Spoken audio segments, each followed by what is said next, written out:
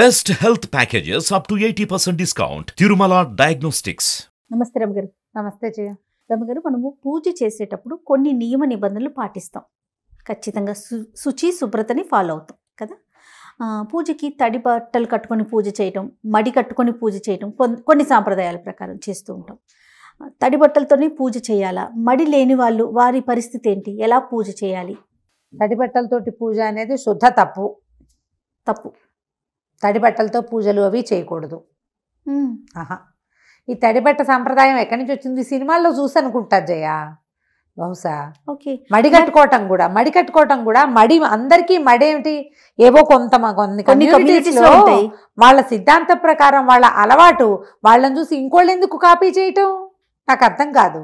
అది సరే, కొన్ని కమ్యూనిటీస్లో అయితే మాత్రం మడి కట్టుకొని చేయటం అనేది అది తడి బట్టలతోనే. తడిబట్ట కాదు అబ్బే, అసలు తడిబట్టతోటి పూజ అది చేయకూడదు. మీరు సినిమాలంటే గుర్తొచ్చింది, నదిలోనో చెరువులోనో బావిలోనో టపామని నీళ్లు పోసుకోవడం, అదే తడి బట్టలతో దేవుడు ముందుకెళ్ళిపోయి దండాలు లేకపోతే పొర్లు దండాలు ఇవన్నీ చూస్తా ఉన్నాం సినిమాలో. అంటే దానికి సిద్ధాంతం ఉంది కదా జయ. కొన్ని ప్రాంతాల్లో కొన్ని విధానాలు. అది ఎట్లా, ఇప్పుడు అంగ ప్రదక్షిణానికి వెళ్తామనుకో, అంగ ప్రదక్షిణానికి పాచి బట్టలతోటి వెళ్ళి నదిలో మునగరు. వాళ్ళ ఇంటి దగ్గర స్నానం చేసి శుభ్రమైన బట్టలు కట్టుకొచ్చి, పాచి బట్టలు కాదమ్మా. మనం తిరుమలలో కూడా నేను అంగ ప్రదక్షిణం ఎన్నిసార్లు చేశాను, ప్రతిసారి నేను చెప్పట్లా నీకు? నువ్వు స్నానం చేసి మంచి బట్టలు కట్టుకుంటావు, రాత్రి పడుకున్న బట్టలు కాదు అవి.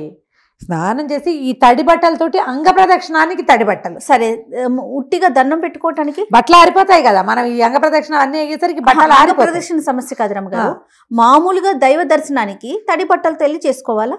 తడి బట్టలతోటి కాదు, అక్కడ అందులో స్నానం చేసి బట్టలు మార్చుకుని వెళ్తారు.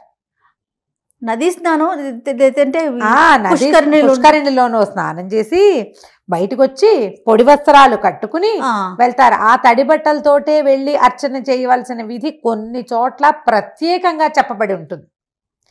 గట్టు మీదే ఉన్నటువంటి నవగ్రహాలను ఏదైనా తడి బట్టతోటి చేయవలసిన విధి కొన్ని ప్రత్యేకమైన ప్రాంతాల్లో.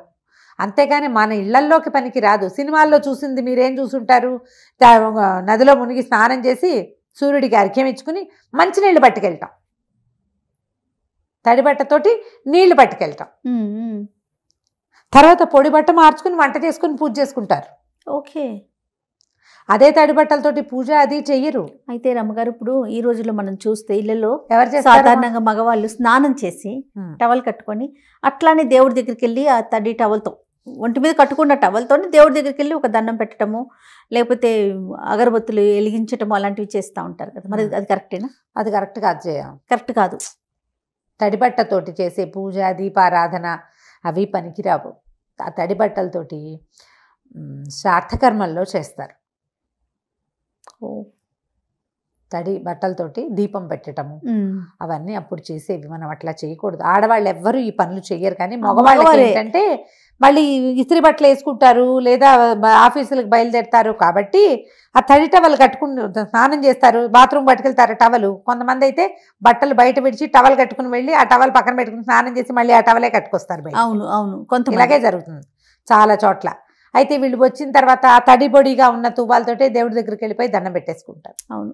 దీపారాధన కూడా చేస్తారు కొంతమంది. భార్యలు సిద్ధం చేసి పెడితే దీపం వెలిగించుకుని, దీపం శ్రద్ధ పాపం ఆసక్తి నేను కాదని అనలేను. కానీ ఈ తడి బట్టతో చేసేది అంత మంచిది కాదు. దాని బదులు ఇంట్లో ఉతికిన లుంగి ఏదైనా ఉంచుకుని ఆ టవల్ విడిచి ఉతికిన బట్ట కట్టుకుని, ఉతికిన బట్ట తడిది కాదు, ఉతికి ఆరేసింది ఒక లుంగి లాంటిది ఏదైనా ఒక పంచ లాంటిది ఎందుకు ఉంచుకోకూడదు? ఉంచుకుంటే దీపారాధన పెట్టి చేసేసుకున్నాక మీ ఆఫీస్ బట్టలు వేసుకోండి, లుంగి మడత పెట్టి పైన పెట్టుకోండి, రేపు మళ్ళీ వాడుకోవచ్చు. అదే వాడుకోవచ్చు, శుభ్రంగా వాడుకోవచ్చు. అదేంటంటే దాంతో నువ్వు ఆహారం తీసుకున్నా, మంచం మీద పడుకున్నా ఆ బట్టలు పనికిరావు. ఆహార స్వీకారం చెయ్యొద్దు. ఆఫీస్ బట్టలు వేసుకుని తినండి టిఫిను. ఓకే. లేదా లుంగి ఉంచుకోండి సాయంత్రం వచ్చాక కట్టుకోవటానికి. ఉతికిన బట్ట ఎప్పుడు కూడా ఉతికిన బట్టలు కట్టుకుని చేసుకుంటే చాలా మంచిది. ఇప్పుడు ఈ మడైనా జయ, ఆ మడి మీద మీకు 2-3 విషయాలు చెప్తాను. నిజానికి ఇది సభ్య సమాజం జనాలందరికీ సార్వజనీనమైన వ్యవహారం కాదు. ఫస్ట్ అందరికీ అవసరం లేదు. దీక్షా వస్త్రాలు ఉంచుకోవటం కానీ, తర్వాత మడి బట్ట ఉంచుకోవటం కానీ, బట్ట ఆరేసుకుని ఫ్రెష్ బట్టలు కట్టుకోవటం కానీ ఖచ్చితంగా కొన్ని కమ్యూనిటీస్ వాళ్ళు పురాతన కాలం నుంచి వాళ్ళ ఇళ్లలో అలవాటుగా చేస్తారు. అవును. నీకు అలవాట్లేదు, నేను నీకు చెప్పా, నువ్వు చెయ్యాలంటే నీకు ఎంత భయం వేస్తుంది జయ, తప్పు, పనికిరాదు, అలా కాదేమో, ఇలా కాదేమో, అది చేస్తే అదవుతుందేమో, ఇది చేస్తే ఇదవుతుందేమో, ఏదో బాధపడతావు. అవును. ఈ దీక్షా వస్త్రాలు అవన్నీ ఎవరికి? దీక్ష ఉన్నవాడికి. నువ్వు వారం వారం నాన్ వెజ్ వండుకుని తింటావు, అప్పుడప్పుడు పూజ చేసుకునే నీకు దీక్ష ఎందుకు? నువ్వు హాయిగా నీ విధానాన్ని నువ్వు పాటించవచ్చు కదా. నేను తప్పంటల్లా, నాన్ వెజ్ వండుకు తింటాను తప్పని నేను అన్ను, నువ్వు వారానికి ఒకసారి పూజ చేసుకోవటము తప్పని నేను అన్ను. అవన్నీ నీ పద్ధతులు, నీవే పాటించవచ్చు. నువ్వు ఎవరివో ఎందుకు పాటించాలి అసలు? వేరే వాళ్ళని నువ్వు ఇమిటేట్ చేయాల్సిన పనే ఉంది. స్వధర్మ నిధనం చెయ్యి, మీ పద్ధతిలో నువ్వు ఉండు హాయిగా. అదేదో బాగుందని అది తీసుకోవాలంటే అవన్నీ నేర్చుకోవాలి నువ్వు. ఆ ఒకటి తీసుకుంటానంటే కుదరదు. వేషం వేసి అది అంత మొత్తం తెలుసుంటా. వేషం ఎందుకు వేస్తావు? నువ్వు హాయిగా ఉండు, నీ దారి నువ్వు, నీ పద్ధతి ప్రకారం ఉండు. నీకేం నచ్చిందో అది చేసుకో. వాళ్ళు ఎవరితో చూసి కాపీ చేయబోక వేస్ట్గా ఆ పనులు, దండగ పనులు. ఎందుకు వచ్చిన పని నీకు? దాని తాలూకు నియమం తెలీదు, నిష్ట తెలీదు, ఎలా చేయాలో తెలీదు. ఏదో ఒకటి అర్థమవుతుంది, ఆ ఒకటి చెయ్యాలనిపిస్తుంది. సాకల్యంగా తెలుసుకుని చెయ్యిపోని. సాకల్యంగా తెలుసుకోవటాలు కుదరవు, ఎందుకంటే అసలు ఆ పద్ధతులు పోయినాయి. ఇప్పుడు పద్ధతులే పోయినాయి. దాన్ని ఎట్లా చేసుకోవాలి? పొద్దున్న ఈ స్నానానికి వెళ్ళగానే వెళ్ళేటప్పుడే చీర పిండి ఆరేసుకునేవాళ్ళు. అప్పటికప్పుడు ఉతికి ఆరేసుకుని వెళ్ళి స్నానం చేసి వచ్చి తడిబట్టతోటి చేయగలిగే పనులు కొన్ని ఉంటాయి. ఈ పొయ్యలు, కోటాలు అలాంటివి చేసేవాళ్ళు. కొన్ని పనులు మిగిలిన సవరించుకోవటాలు చేసేసరికల్లా ఆ చీర 90% ఆరిపోయింది. ఒంటి పొరన ఆరేసేవాళ్ళు. ఈ చీరలు కట్టుకోవటం, లేదా మగవాళ్ళ ధవతలు కట్టుకోవటానికి కానీ లోపల ఇన్నర్ వేర్ అవసరం లేదు. చీర మూడేసి గోచిపోసి కట్టుకుంటారు. లేదా ఒంటికట్టు మనలాగా కుర్చీళ్ళు పెట్టుకుని మామూలుగా కట్టుకున్నా కూడా పెట్టికోట్ లేకుండా నడువుకు ఒక పక్కన మూడేసుకుని కుర్చీ పెట్టుకుని కట్టుకుంటారు. కట్టుకునేవాళ్ళు. ఇదివరకు పెట్టికోట్ల అవసరాలు మగవాళ్ళకి లేవు, ఆడవాళ్ళకి లేవు. మగవాళ్ళకి గోచీలు ఉండేవి, ఆడవాళ్ళు చీరే గోచిగా పెట్టుకునేవాళ్ళు.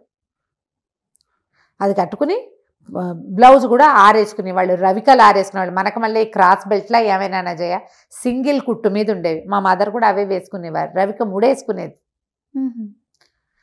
దాన్ని జాడిచ్చి ఆరేస్తే అది ఎండగా ఆరిపోతుంది. 90% పూర్తిగా ప్యూర్ కాటన్ వాడేవారు. ప్యూర్ కాటన్ బట్ట కట్టుకుంటే అప్పుడు నువ్వు దేవతార్చనకి దేవుడికి సరిపడా అవి ఇవి తయారు చేసుకోవడం, సిద్ధం చేసుకోవడానికి సరిపోయేది. అప్పటికప్పుడు ఉతికి ఆరేసిన బట్ట చాలా శ్రేష్టం, మంచిది. లేదా పట్టుబట్ట. మా అమ్మ ఏం చేసేవారంటే, మా ఇంట్లో చేసేది చెప్తా. ఇప్పుడు మా ఇల్లు ఎందుకు చెప్పాల్సి వచ్చిందంటే మా సిస్టమ్ ఇది కాబట్టి, నాకు తెలుసు కాబట్టి. అదేలే. మాకు పడవటి ఇంట్లో పైన ఇట్లా కర్రలు కట్టి ఉండేవి. 2 ఇవి ఉండేవి, 2 కర్రలు, వాసాలు. పెద్ద వాసం పొడుగాటిది.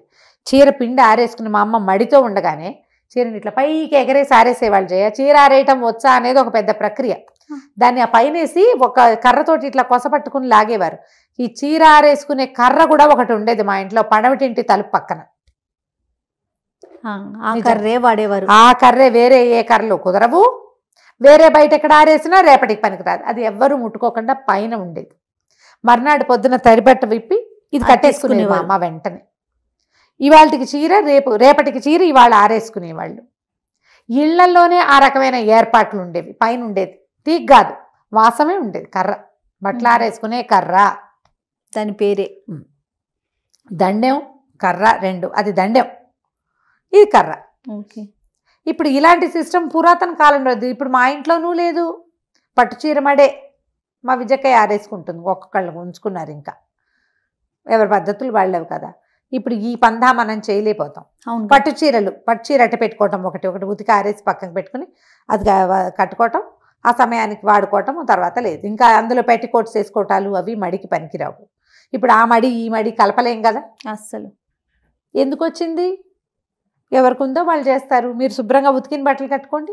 వాడేసినవి, విప్పినవి, తర్వాత ఏమో ఒకసారి కట్టి విడిచినవి కాకుండా ఫ్రెష్గా ఉతికి ఆరేసిన బట్టలు చక్కగా దండమించి తీసుకుని కట్టుకుని, శుభ్రమైన బట్టలు కట్టుకుని, ఒంటి నిండా బట్టలు ఉండాలి. పూజ చేసుకునేటప్పుడు అరకొర వస్త్రాలతోటి పూజ చేసుకోవద్దు. దీపారాధన చేయపోకండి. పద్ధతులు మంచివి కాదు. ఇప్పుడు దానివల్ల దేవుడు వచ్చి చూస్తాడు, అలాంటి ప్రశ్నలు వేయకూడదు. వాళ్ళకి తెలుస్తుందని. మరి తెలియనప్పుడు నువ్వు అసలు దీపం పెట్టడం ఎందుకు? కరెక్ట్ చెప్పావు. వాళ్ళకి ఏం తెలియపోతే నువ్వు దీపం పెట్టడం ఎందుకు, నైవేద్యం ఎందుకు? అవును. చూడ్డు దేవుడు, నువ్వు చూస్తావు కదా, నీకు తెలుసు కదా. చేయకూడదు చెయ్యొచ్చు అని. అవును. నువ్వు ఏది చేయకూడదు తప్పు అని నువ్వు వింటావో అది చెయ్యొద్దు అసలు. నీలో ఒక ఆత్మారాముడు ఒకడున్నాడు కదా, అవును. వాడికి తెలుసు కదా సమస్తం. నువ్వెవరిని మోసం చేస్తావు, నిన్ను నువ్వు చేసుకోలేకపోతావు కదా. అందుకని అనవసరమైన ఆలోచనలు చేయబోకండి. తడి బట్టలతోటి పూజా విధానాలు వద్దు, పనికిరావు. మడిబట్ట ఉంచుకునే అలవాటు ఉన్న వాళ్ళు వాళ్ళ పద్ధతి ప్రకారం వాళ్ళు చేసుకుంటారు. మీకు అలవాటు లేకపోతే అది నేర్చుకుందామని చూడబోకండి. శుభ్రంగా ఉతికిన ఎవరి బట్టలు, పద్ధతిని వాళ్ళు ఫాలో మీ పద్ధతిని మీరు పాటించండి. ఉతికిన బట్టలు అంటే ఐరన్ చేసినవి కానీ రోలింగ్ నుంచి వచ్చినవి కానీ పనికిరావు. ఉతికిన బట్టలు అంతే. శుభ్రంగా ఉతికిన కాటన్ చీరలు అట్టు పెట్టుకోవచ్చు కదా, ఉమ్. ఓ చీర బ్లౌజ్ పెట్టుకోవటం అటు పెట్టుకోవటము. అయినా ఉంటాయి ఉతికి రోజువారీ ఉతుక్కోమా జయ అవునండి, బట్టలు, అవునండి, అవును, ఉంటాయి. ఉతుకుంటాం కదా. కాస్త శ్రద్ధ వహిస్తే సరిపోతుంది.